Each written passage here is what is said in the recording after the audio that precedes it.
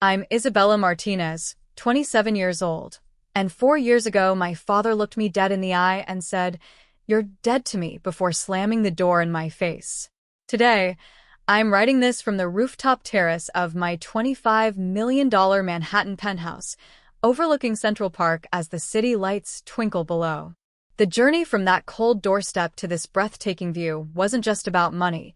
It was about proving that sometimes the biggest gift someone can give you is showing you exactly who you don't want to become. Before I tell you how I went from disowned daughter to Manhattan real estate owner, drop a comment letting me know what city you're watching from, and don't forget to hit that subscribe button because this story is about turning your deepest pain into your greatest power. I grew up in a traditional Hispanic family in Phoenix, Arizona.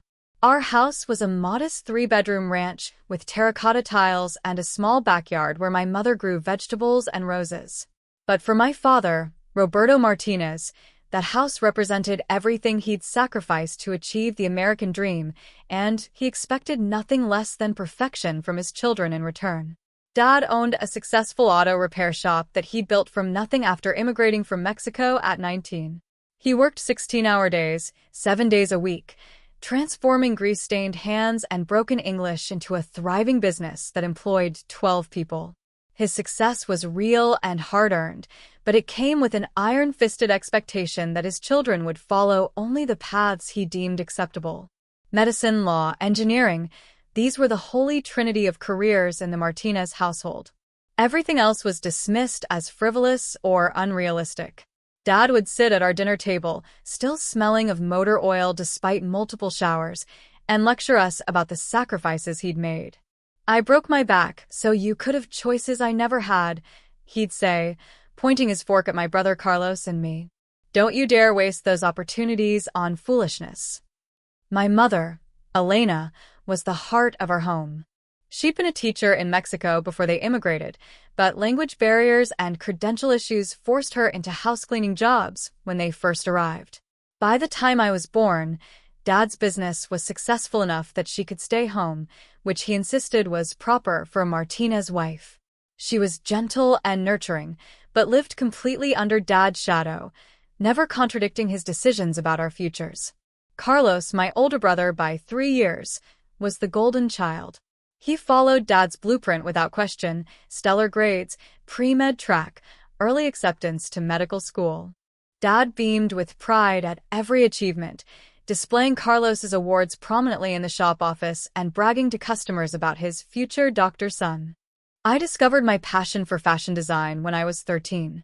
My Aunt Sophia, Mom's sister who lived in Los Angeles, visited one summer wearing the most beautiful hand-sewn dress I'd ever seen. She designed and made it herself, working as a costume designer for small theater productions. "Fashion is art you can wear," she told me as I traced the intricate beadwork with my finger. "It tells stories, expresses identity, makes people feel powerful."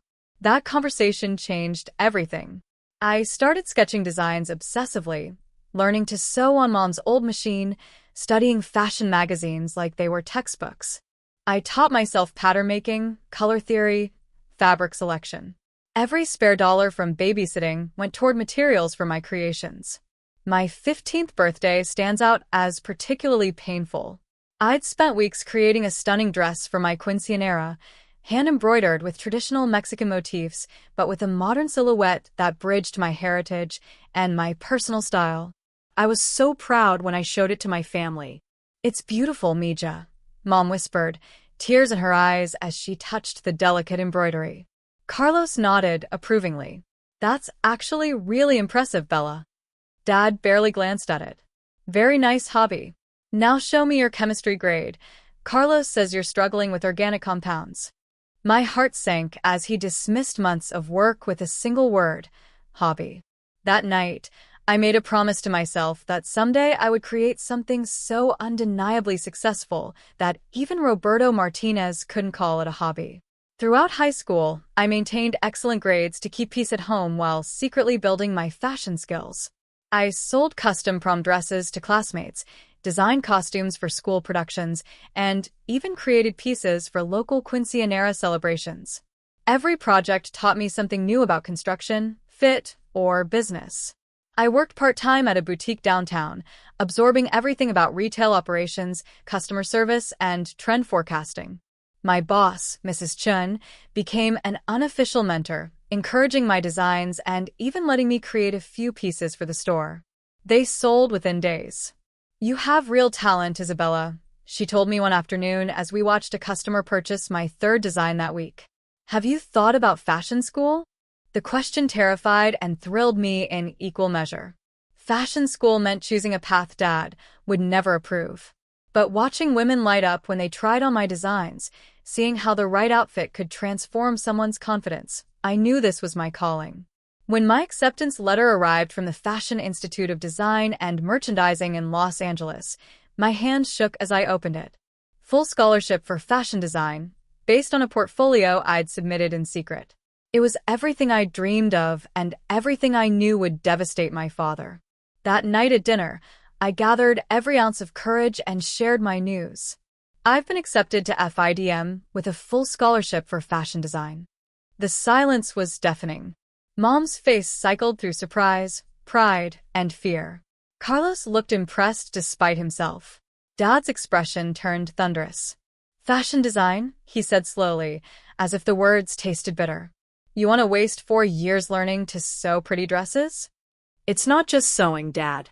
It's design, business, marketing, production."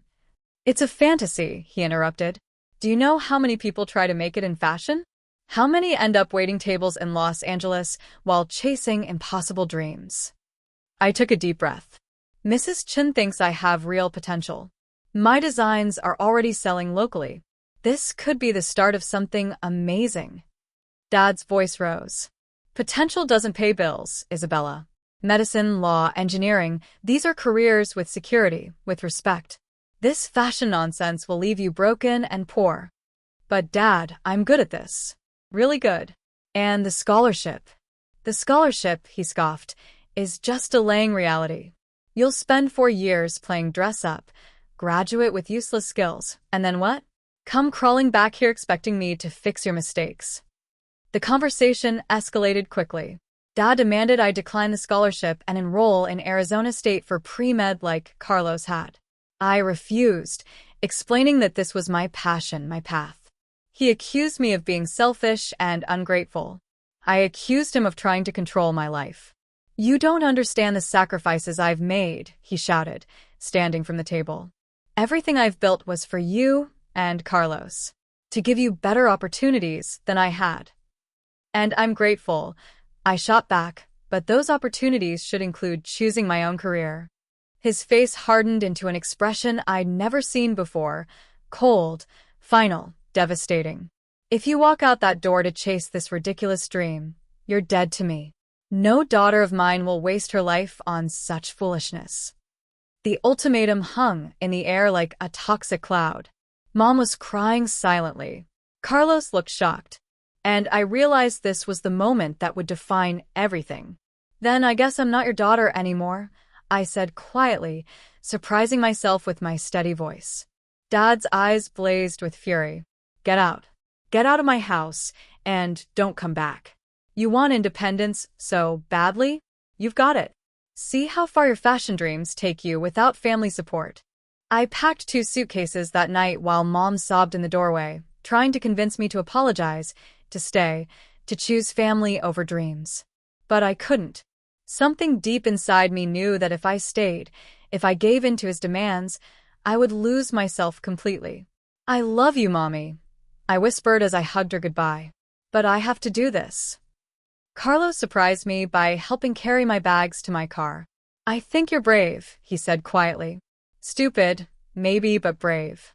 Call me when you get to LA." Dad didn't come out to say goodbye. I drove away from the only home I'd ever known with $800 in my savings account, 2 suitcases, and a scholarship that would cover tuition, but nothing else. The first few months in Los Angeles were the hardest of my life. I found a tiny studio apartment in a questionable neighborhood, sharing space barely bigger than my childhood bedroom back home. My scholarship covered tuition, but I needed to work multiple jobs to afford rent, food, and basic living expenses. I waitressed at a diner near campus, worked retail on weekends, and picked up freelance alterations whenever possible. My schedule was brutal: classes all day, work until late night, studying and sketching until dawn. I lived on ramen noodles, peanut butter sandwiches, and determination. Fashion school was incredible and overwhelming. I was surrounded by talented, ambitious students from around the world, each with their own unique perspective and style. The technical skills I'd taught myself were solid, but I had so much to learn about fashion history, industry practices, and professional design processes. My first semester professor, Maria Santos, became a crucial mentor. She was a former runway designer who'd transitioned to education after building a successful career in high fashion. During a portfolio review, she pulled me aside. "Your technical skills are impressive for someone largely self-taught," she said, "but what sets you apart is your voice. Your designs tell stories. They honor your heritage while pushing boundaries. That's rare." Her encouragement meant everything, especially when I was feeling overwhelmed by homesickness and financial stress. I called Mom weekly, brief conversations where she'd update me on family news while carefully avoiding any mention of Dad. Carlos would text occasionally, sharing his medical school experiences and asking about my classes. By my second semester, I'd found my rhythm. I specialized in contemporary designs that incorporated traditional Latin American techniques, hand embroidery, natural dyeing, indigenous weaving methods updated for modern silhouettes. My professors encouraged this direction, recognizing it as both personally authentic and commercially viable. The breakthrough came during my junior year. Our advanced design class was challenged to create a capsule collection for our final project. I developed Races, Roots, 6 pieces that told the story of immigration, heritage, and cultural fusion through clothing. Each garment incorporated traditional Mexican techniques with contemporary American fashion sensibilities. The centerpiece was a jacket inspired by traditional Hupel embroidery, but cut like a modern blazer. The embroidery told the story of a journey, starting with motifs representing Mexico at the left shoulder and gradually transitioning to symbols of American cities as the patterns moved across the garment. My final presentation was emotional and personal. I spoke about immigration stories, including my parents' journey, and how fashion could be a bridge between cultures rather than abandoning one for another. When I finished, the room was silent for a long moment before erupting in applause. Professor Santos approached me afterward with tears in her eyes. "Isabella, that wasn't just a collection. That was a manifesto. You need to show this to people in the industry." She arranged for me to present Races at a student showcase attended by fashion industry professionals. Among the attendees was Carmen Rodriguez, a fashion editor at Latina Style magazine, and James Park, a buyer for a high-end boutique chain. Both approached me after the show. Carmen wanted to feature my collection in an upcoming issue about emerging Latino designers. James offered to purchase 3 pieces for his stores, marking my first real commercial success. The magazine feature, published during my senior year, changed everything. Suddenly, I was receiving inquiries from boutiques, styling requests from local influencers, and even a few celebrity stylists interested in my work. My phone started ringing with opportunities I'd only dreamed of. I graduated summa cum laude with a portfolio of commercial successes already under my belt. But more importantly, I'd found my voice as a designer, someone who could honor tradition while creating something entirely new. The decision to start my own label immediately after graduation was risky. Most of my classmates took jobs at established fashion houses to gain experience and stability. But I'd already proven my designs had market appeal, and I was tired of playing it safe. I used my graduation money and savings to rent a small studio space in the fashion district. It was barely 400 square feet, with terrible lighting and questionable plumbing, but it was mine. I invested in a professional sewing machine, cutting table, and enough fabric to create my first official collection. Martinez Designs launched with a trunk show in my tiny studio. I invited everyone I'd met in the industry, along with fashion bloggers and local style influencers. 27 people showed up, and I sold 12 pieces that night, generating enough revenue to fund my next collection.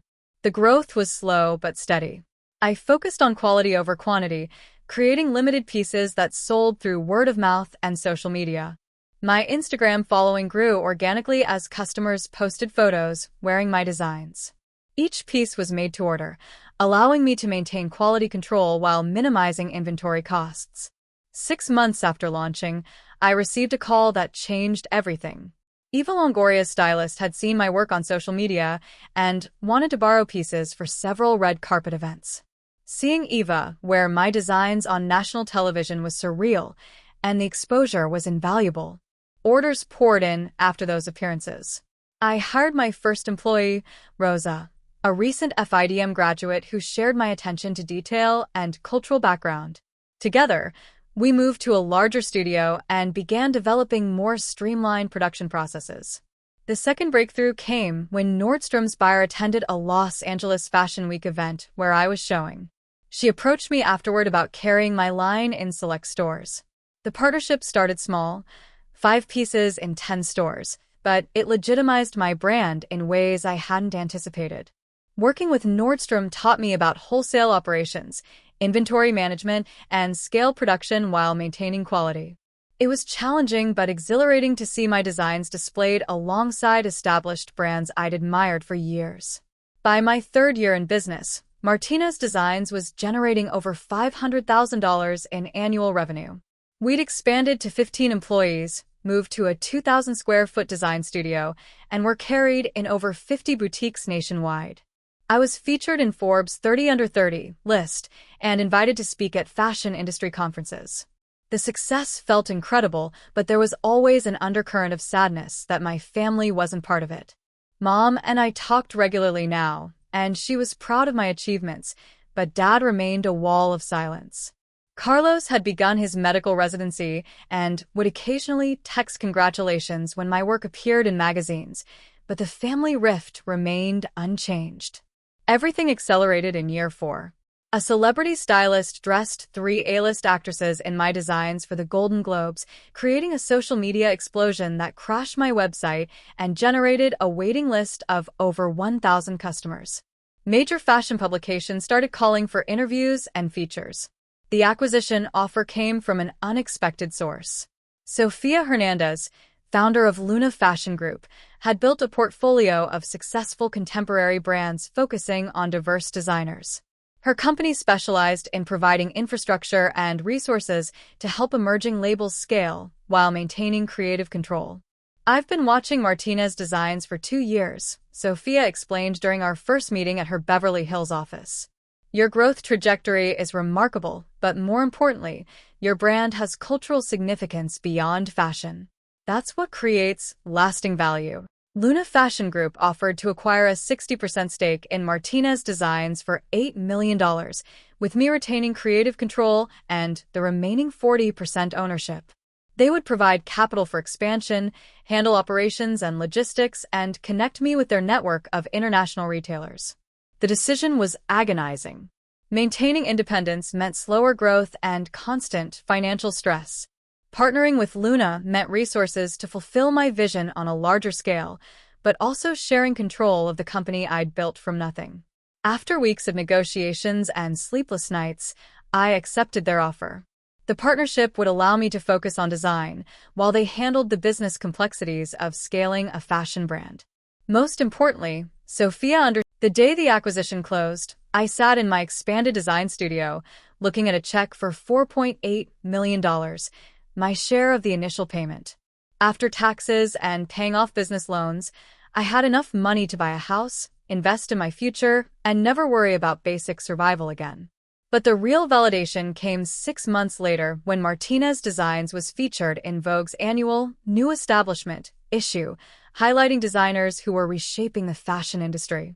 The 6-page spread showcased my latest collection and included a personal interview about my journey from rejected daughter to successful entrepreneur. Reading that article in the Beverly Hills penthouse I just purchased, I thought about the night Dad had told me I was dead to him. The pain was still there, but it no longer defined me. I'd built something beautiful from that rejection, something that honored both my heritage and my individual vision. My penthouse was everything I dreamed of during those early struggling days in LA. Floor-to-ceiling windows, designer furniture, a walk-in closet that housed my growing collection of both my own designs and pieces from designers I admired. The master bedroom had a balcony overlooking the city, where I could see the fashion district where I'd started and the Hollywood Hills where my designs now walked red carpets. But the space felt empty despite its beauty. Success, without someone to share it with, was hollow in ways I hadn't anticipated.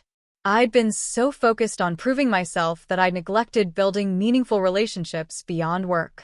That changed when I met David Chun at a charity auction benefiting arts education in underserved communities. He was a documentary filmmaker whose work focused on immigrant stories and cultural preservation. Unlike the fashion industry people I usually dated, David was grounded, thoughtful, and genuinely interested in the stories behind my designs rather than their commercial success. "Your work isn't just fashion," he said during our first dinner together. "It's cultural journalism. You're documenting the Latino experience in America through clothing." His perspective helped me see my own work differently.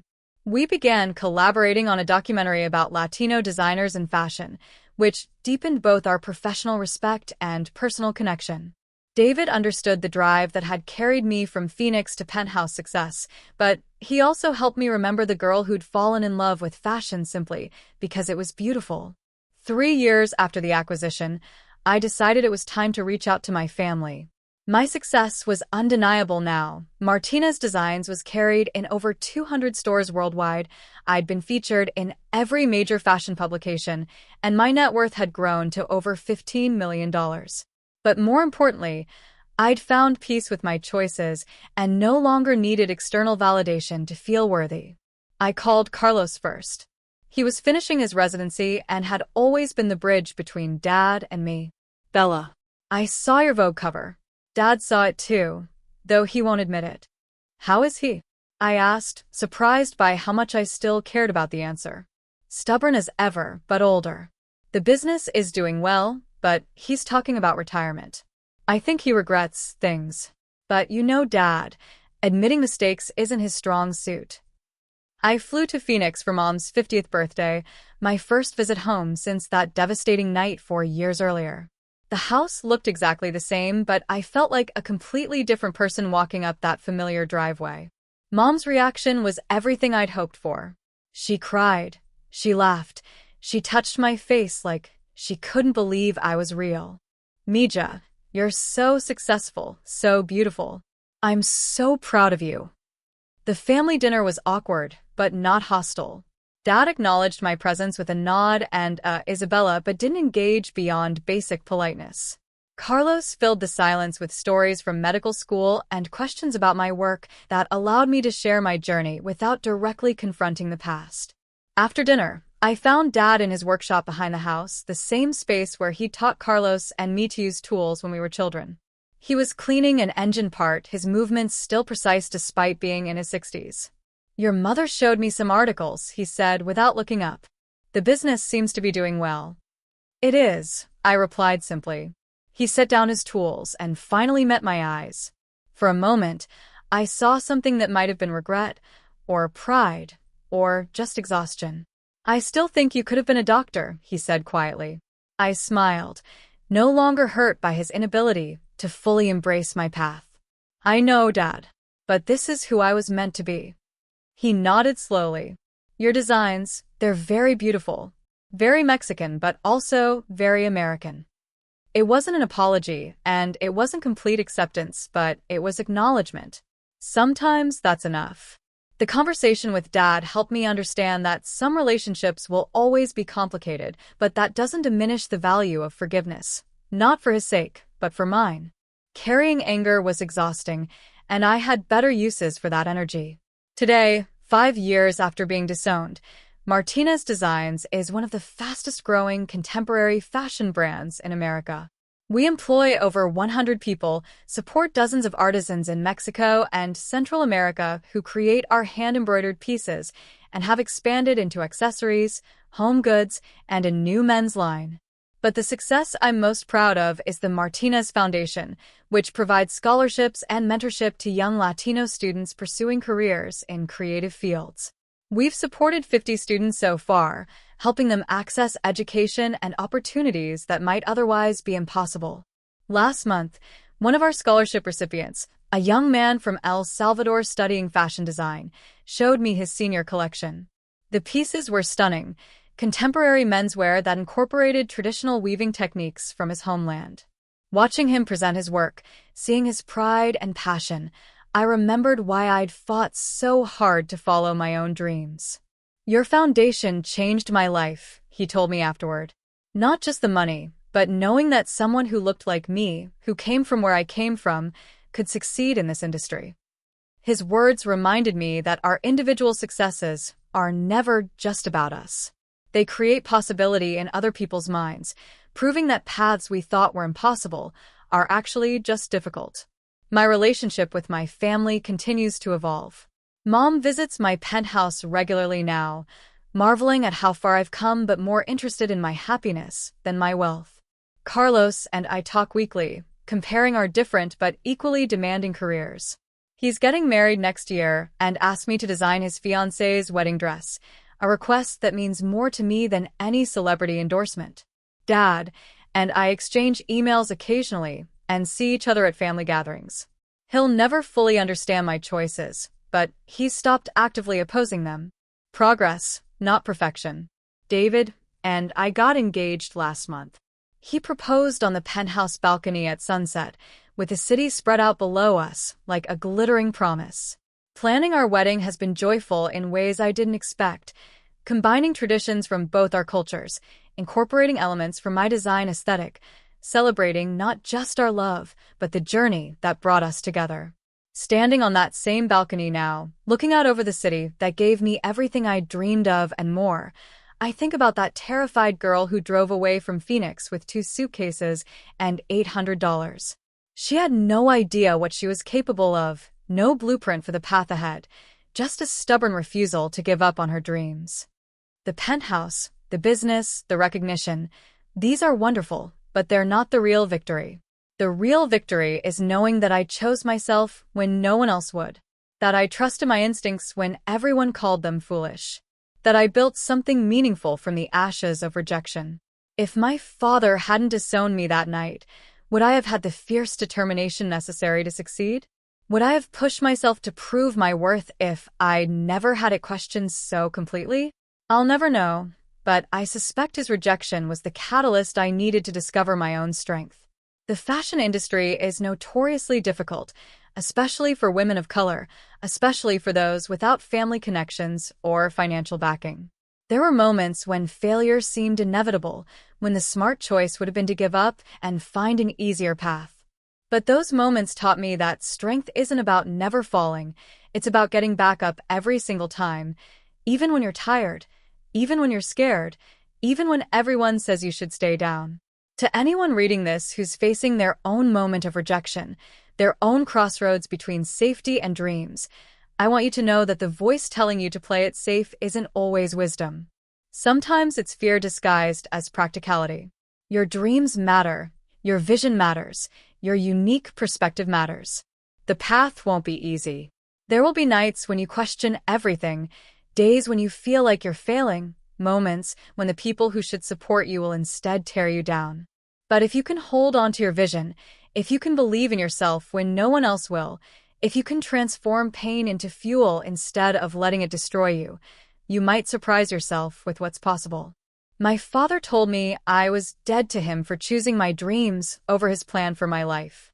For years later, I sent him a photo from the red carpet of the Met Gala, where I was wearing one of my own designs while attending as an honored guest.